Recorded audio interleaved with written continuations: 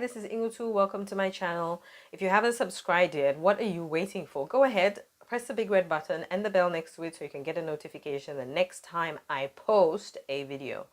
In this video, as you can see from the title, it's a collab with the very lovely, super interesting Chita Diaries. She is a vlogger as well as a natural hair YouTuber, and I've learned quite a lot just watching her videos over the last couple of years. And I thought I could just get in depth and sort of like ask her a little bit more about her hair, the ins and outs, and she was nice enough to make the time to respond to my questions. So the video that's coming up is all about Chita Diaries. Make sure you check the description box for a link to her channel and go and subscribe and check out all of her videos. And I hope it motivates you and encourages you on your natural hair journey. It certainly has done that for me. Thanks again for stopping by. You guys, I keep saying you're the MVPs. You are amazing. Thanks for all the support and keep watching this video. Hi there, I'm Chita, aka Chita Diaries here on YouTube, and I will be answering some questions today that Inutu sent to me, so I'll get right into it. So the first question is just a quick intro. So like I said, I'm Chita Diaries and I'm a hair care and lifestyle vlogger here on YouTube, and I'm based in Zambia. So do I love being natural and why? Yes, I do in fact love being natural, and my reason is because I like the volume that my hair has, and that's based off of, my own personal experience. I was relaxed for literally 12 years before I returned to natural, and my hair was quite thin. My hair still is thin, genetically, but my natural hair, once it's shrunken in this state, it gives the illusion of thickness. So that's what I love the most about my natural hair, is that it looks way better and way healthier in its natural state than it did when it was relaxed. So the third question is, what challenges do I face being a natural, and what are the advantages of being natural?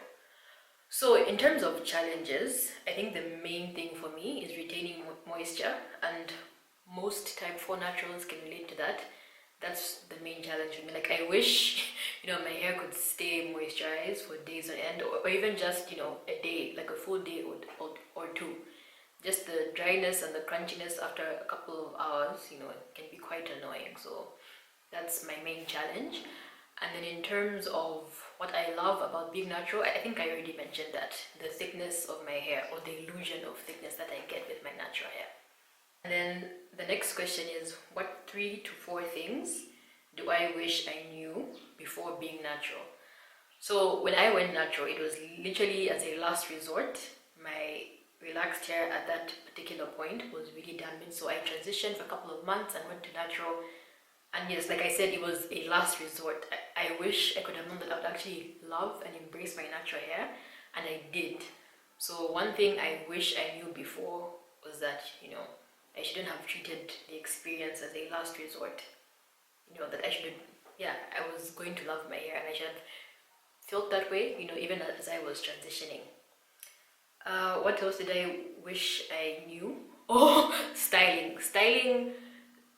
Styling videos and tutorials on YouTube are not, quite doable for the average person like me. And yes, I do hair videos here on YouTube, but I keep them realistic, to what my routine is like. So things like braid outs, twist outs, bantu knot outs, I have no idea how type 4s, manage to keep twist outs and braid outs for days on end. And for some type 4 naturals, that's literally how they maintain their hair, like week in, week out. That's their style. So I have failed to master the twist out and the braid out, and that's, those were the things that I would actually look forward to before I went natural. So I wish I knew that those things were not feasible, but thankfully I got over it real quick once I was fully natural, and I found something that worked. So I usually wear my hair in an afro most of the time when I have my hair out.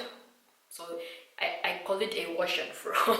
So I wash it, moisturize it, and leave it in an afro. Sometimes I do as defined as can be, wash and goes, or it's just in a long-term protective style. I rarely wear my hair stretched, so yeah, that's something I wish I knew that braid outs and twist outs weren't going to be for me, well, at least for now. Something else is products, hair regimens, and all of that. And I feel like this even applies for people that may be relaxed and want to embark on a healthy hair journey.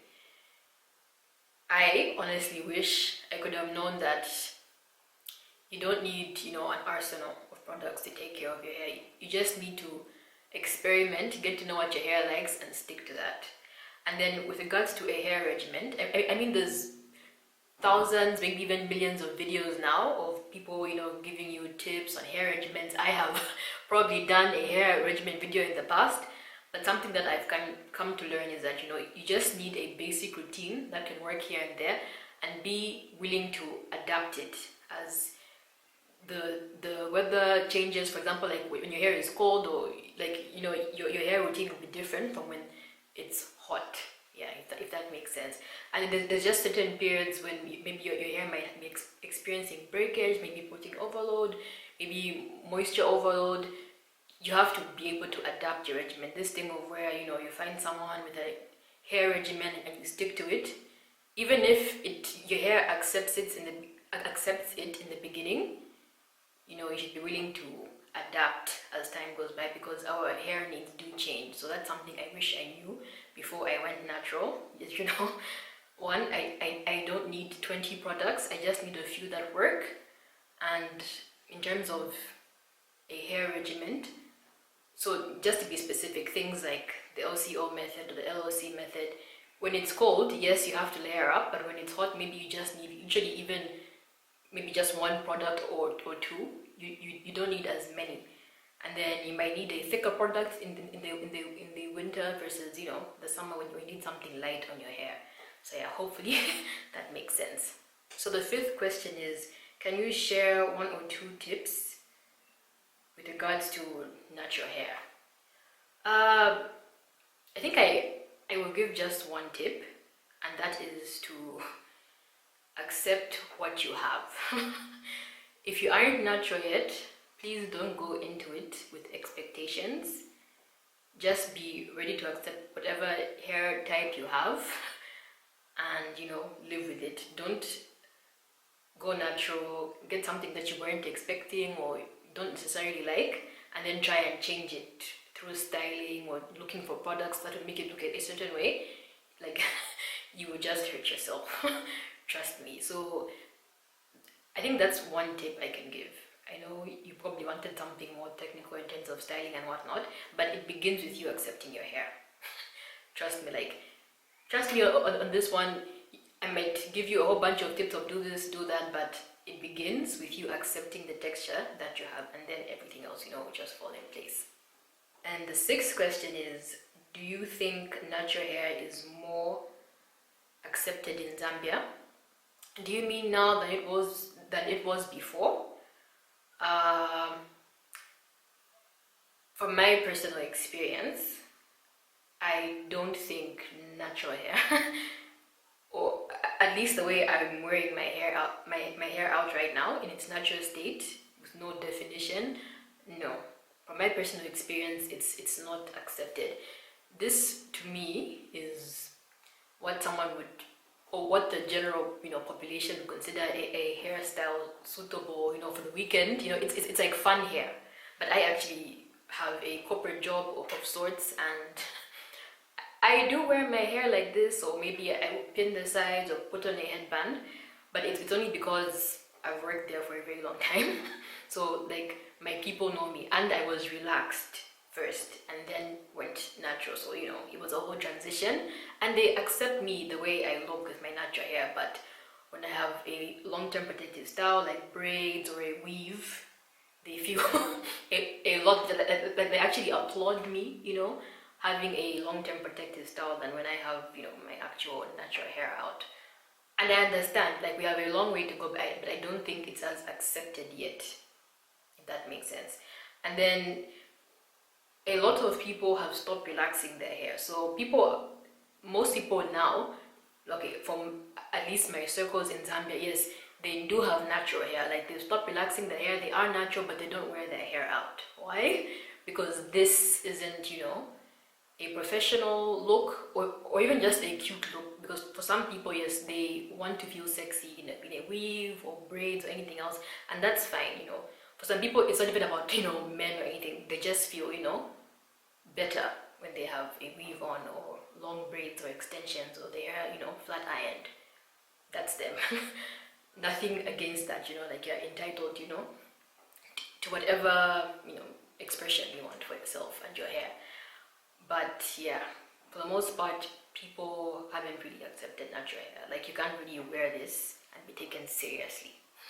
And to be honest, I mentioned the corporate environment. If I went to a new place, I would definitely feel that pressure of wanting to have my hair in a long-term protective style until people got to know me, and then I would reveal the afro. You know what I mean? Like I wouldn't just show up to an interview, which is something I've actually discussed with some people. Like it came up like would you show up with your natural hair in an interview? And it's a really good conversation I had with someone who asked that, and it's true. Like no, we wouldn't just show up looking like this for a corporate a corporate role that was being advertised. Would want our hair to be tucked away or tamed. And yes, that is the final question, I believe. Yes, thanks Inutu for sending me these questions. For those of you that have watched, hope you enjoyed it as well, and leave comments. And yeah, back to you.